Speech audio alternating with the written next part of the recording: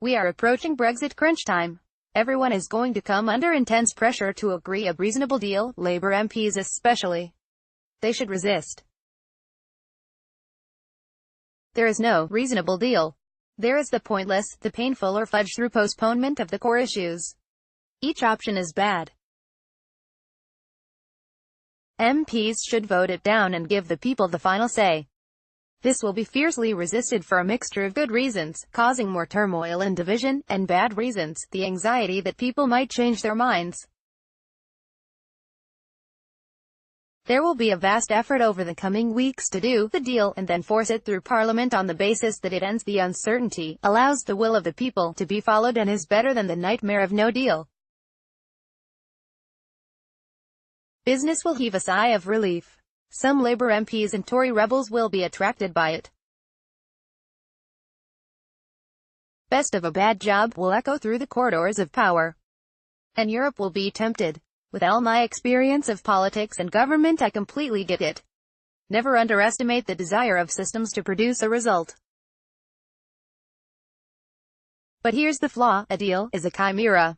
There is no deal. There is a choice. The government has made a set of incompatible demands, in which politics clashes fundamentally with economics. They want a frictionless border in Ireland. That can only happen if Northern Ireland remains in the customs union and single market, at least for goods and agricultural products. But they want the UK to leave the customs union and single market. However, they also want Northern Ireland and Britain to be in the same relationship to Europe as each other. And they made a rash commitment last December that the Northern Ireland issue would be resolved as a part of the withdrawal agreement, with the border frictionless and with a backstop to guarantee it. There is simply no answer to the Irish issue. The government will be forced to agree that backstop, or imagine a scenario in which Northern Ireland will be in a different relationship with Europe and tied to the South.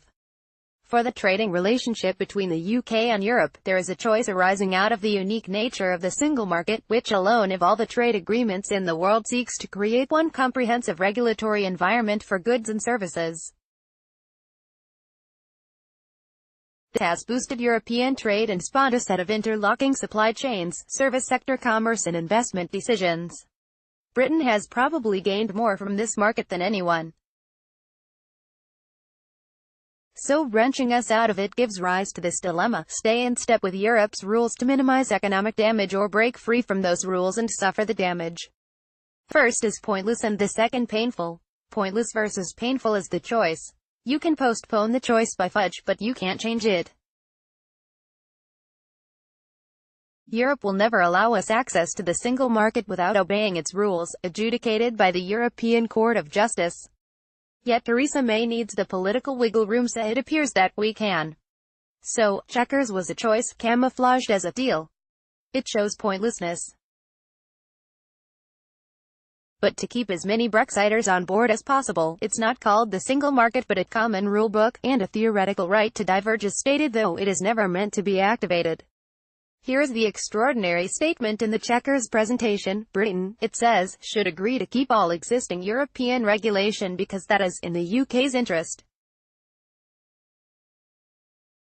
You may have thought we were leaving Europe because we couldn't abide these rules, but no, we are recommitting to them and as a matter of principle. It goes on to say that, for the future, we will continue to keep to them for goods. With this Brexit, in the name of taking back control, we will literally have lost the control we had. This proposal has virtually zero support in opinion polls, so how could it pass?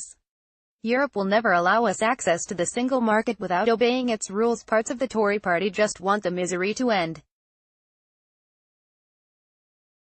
Brexiters in the cabinet back Chequers because they think they can use the camouflaged language to reopen the debate after March 2019.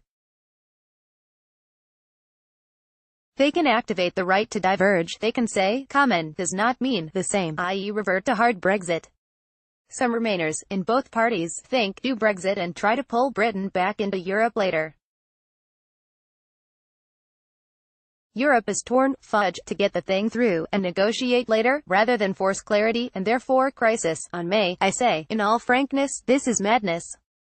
Decide the matter. Leave or stay, but please, not half in half out, with the battle not decided but postponed to be continued for decades to come. So when Labour MPs consider backing the Prime Minister because isn't a reasonable deal better than no deal, they must understand that they're not agreeing a reasonable deal. They are agreeing pointless or painful or postponed. None of these outcomes will earn the gratitude of their constituents at the 2022 election. Plenty of time for all the pennies to drop. The threat of no deal is empty. Suppose the deal is blocked? Suppose a resolution for a people's vote is also defeated, though I hope and believe it won't be. All options are still open. Time has not lessened my sense of the catastrophic effects of Brexit. It has increased it. MPs should vote against the deal while saying to their constituents, we cannot, in all conscience, agree with this, but the final decision is yours. I promise them, as someone who used to win elections, no one will lose their seat on this basis. But vote through a botched negotiation that you don't believe in, and the backlash will last a political lifetime.